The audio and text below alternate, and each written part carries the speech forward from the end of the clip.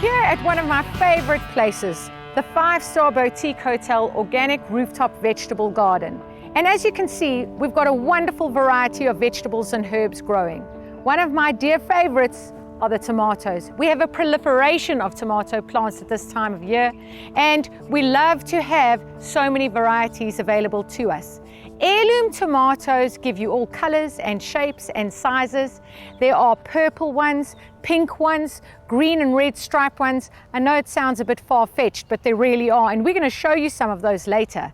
Some tomato varieties can even grow up to 300 grams.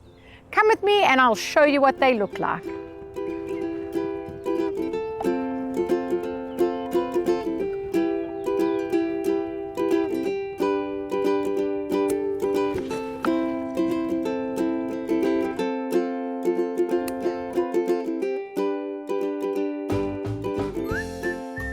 I have just had the best time foraging in this wonderful garden.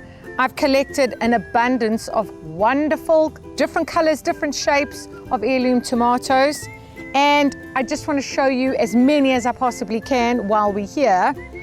This is a medium cherry. You do get these. They generally grow smaller, and when you buy them, they're definitely smaller as a medium cherry, but here they just grow into monsters. They're delicious, they're sweet. You get about 12 on a truss. I just picked 3. This is called a yellow whack tomato. It's so incredible because it smells a bit like a peach. It's named after a peach, and when it is fully ripe, it gets like a peachy color on the shoulders of the tomato. Here, I explained earlier about that 300 grammer. Well, here it is. This is called a red pear cell Frankie. And I mean, look at this tomato. This is for sure my favorite. And that's a tough choice because we've got a lot of things to choose from over here. We've got a black Krim variety. This has got a smoky flavor. It's quite salty, like it's grown with its own salt, so you don't even have to add salt. And finally, our cherry tomatoes, which I've just put in a plastic bag because they're really little. And these can grow 15 on a truss. They're tiny, they're delicious, they're like sugar lumps. When you love tomatoes as much as I do, you want to get as many plants as quickly as possible. So what I've got to show you is some great tips and tricks on how to propagate your tomatoes, either by cutting a slice from your favorite variety or from cutting an offshoot from an adult plant. So come with me and let me show you how it's done. I'm going to show you my first trick with this offshoot. First thing to do is to go and choose your favorite variety. So what I've got here is the Frankie Semente Principe Borghese medium cherry tomatoes. I love these. Right. So you need a minimum of 6 centimeters of growth. And the offshoot is found between the main stem and a side shoot, like quite long, thick ones. And you'll get a healthy offshoot when it's about 6 centimeters. Smaller than that, you want to leave it for a while. So you need quite a clean cut. So you don't want to damage either side stems while you cut this. So be very careful, and also don't cut yourself. You make a fine, clean cut at the bottom of the offshoot, and you plant it as quick as you can. You don't want it to get all filliped, you know, like this is already, still okay.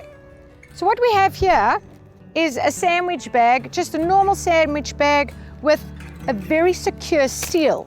And the reason why you want that is because you want to be able to close it tightly once you've planted your little offshoot.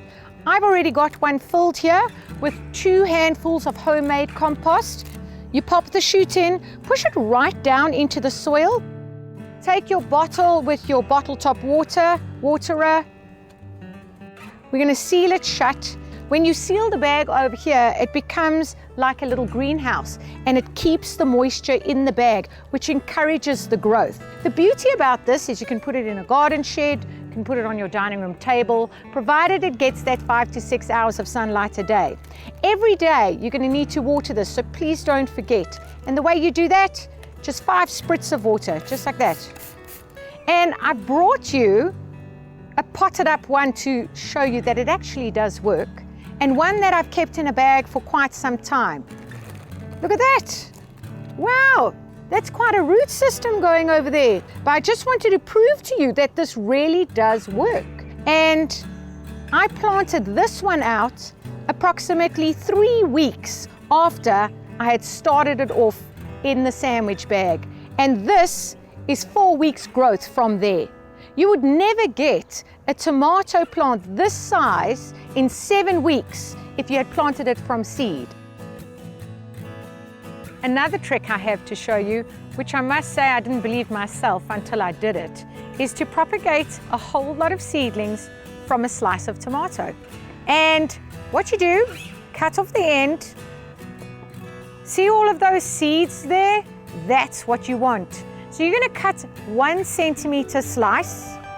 There you go. You're going to take a 12 centimeter pot, that's certainly big enough, with some great organic soil mix in there. Wet the soil first. Take your 1 centimeter slice of tomato, just place it on the surface and sprinkle some compost on top. You take your spray bottle and you spritz the surface until it's absolutely wet. And you can put this on your windowsill. Just remember, it's got to get 5 to 6 hours of sunlight a day.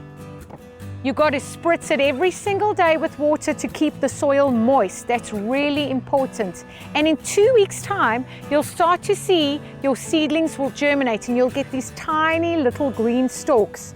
And I've got a pot here to show you that it actually does work. Now, there's so many here. I've got about 12 seedlings growing over here. I'm going to have to separate these babies. I'm going to put them in their own pots and wait for another set of true leaves. I already have one, and then I'm going to pop them in the ground. There are a few more things we want to share with you and give you tips and tricks on how to make your tomato plants perfect and give you abundance of fruit. So come with me into the garden and I'll show you how to do that.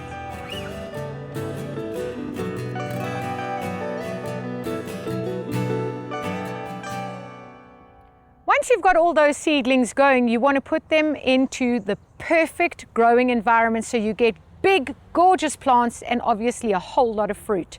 And the way you do that is you dig a 50 centimeter hole, you put fish heads inside, like 2 or 3, banana peels, I take about 5, and eggshells for calcium, and a little secret here is an aspirin, a pure aspirin. Now the beauty about aspirin is in fact twofold. One, aspirin prevents disease. What it does is it triggers the tomato plant's immune system and helps it fight fungal diseases, early and late blight, which are prolific in high humid areas. And the last thing you add into the soil is a cup of good certified organic fertilizer. You put your seedling in there, you close it up, and you watch your magnificent plant grow. There are a few other things that you do once the plant starts to flower. It's a very important time for the tomato plant, and that's when you should give it that little extra. One of the things you can do is you can use a foliar feed made out of banana peels, which is my absolute favorite. I also use them in all my pots with all my vegetables growing in pots because those always need a little bit of extra love. You know what I mean? So you've taken all that time and trouble to wait for your tomatoes to get ready, and now's the time when you have to protect them from birds. What we've got here is an organza bag. It's white, it's important, the color is important, and we're going to just pop them over the tomatoes, and they work amazingly. Birds can be really sneaky, and there you've got them, protected and safe. Another very important thing to remember is to include your companions. And the best companion for tomato plants are marigolds. Not only do they chase the pests away by their stinkiness, but they exudate an enzyme called theophene, which kills eelworm, which is very harmful to tomato plants. Still to come, I'll be bringing you a selection of great climbing plants that you can use to add height to your garden.